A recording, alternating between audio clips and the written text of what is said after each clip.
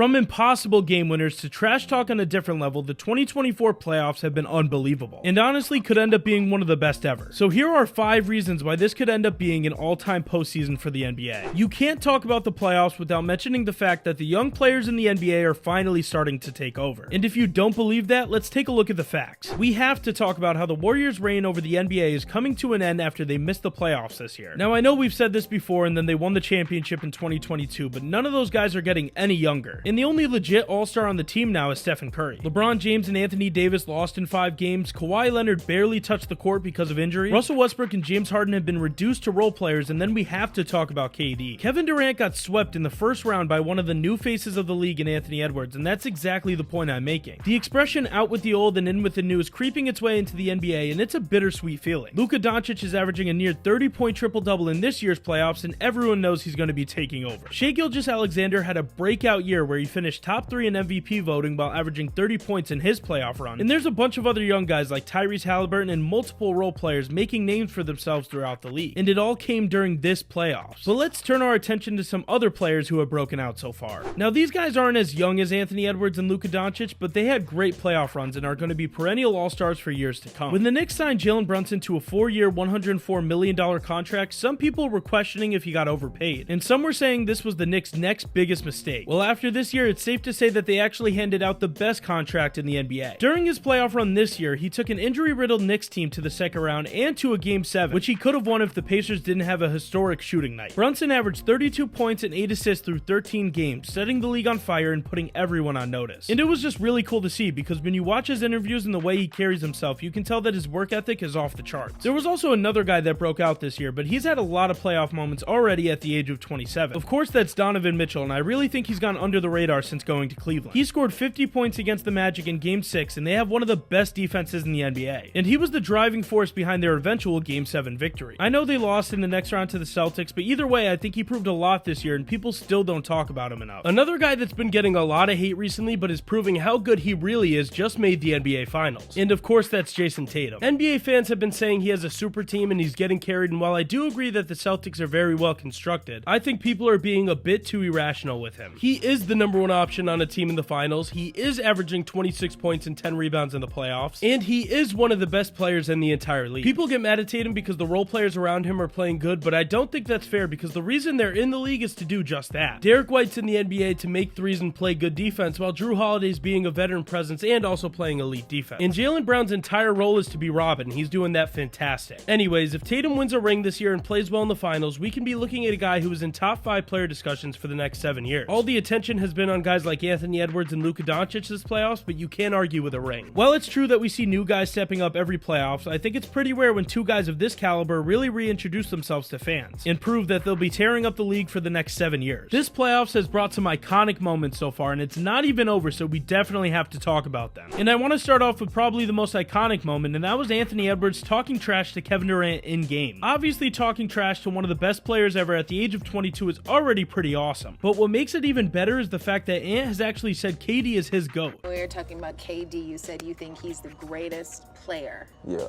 Ever or right now? Ever. Really? Because he's 7 feet and can do everything a point guard can do. Over Jordan? Yeah. Over LeBron? Yeah.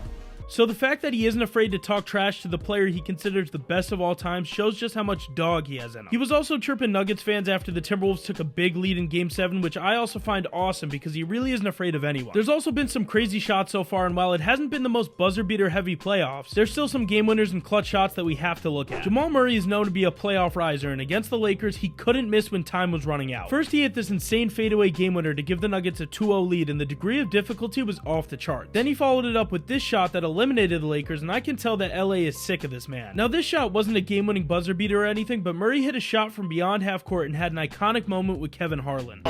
Beating the clock, court length, it's intercepted. Murray good at the goal.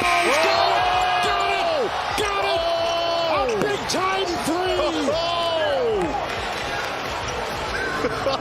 Oh, what a shot! Stunned right now. 8-0 run, a Reggie Miller run in the final 15 seconds.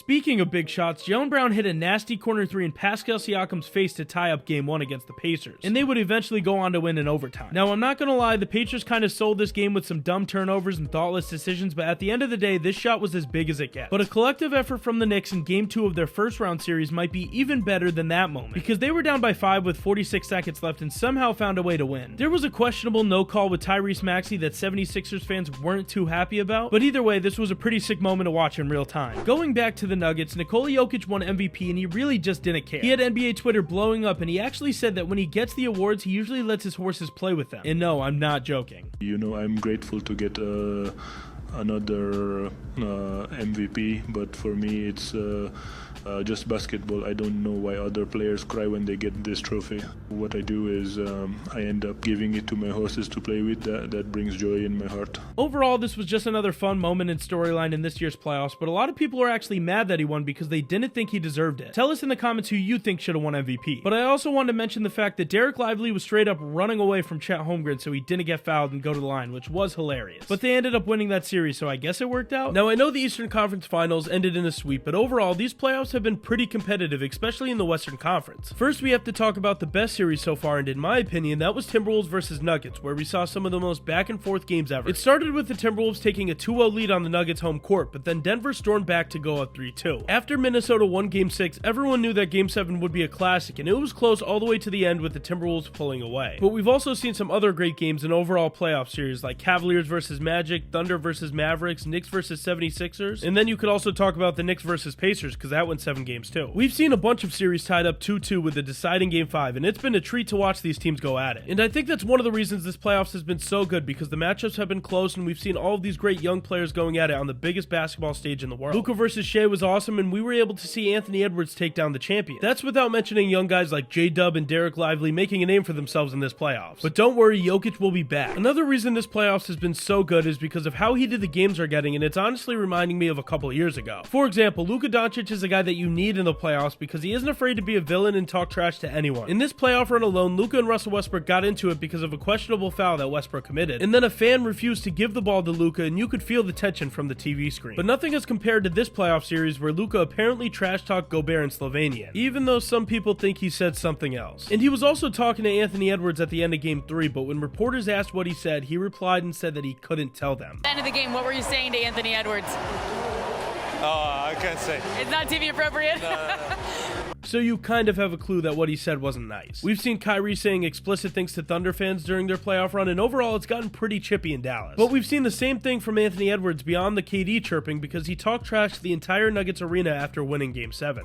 Him and Jokic were sharing words because of this, and it just seems like a lot of these guys don't like each other. Orlando and Cleveland had multiple fights throughout their series, and I like basketball more when everyone isn't so friendly.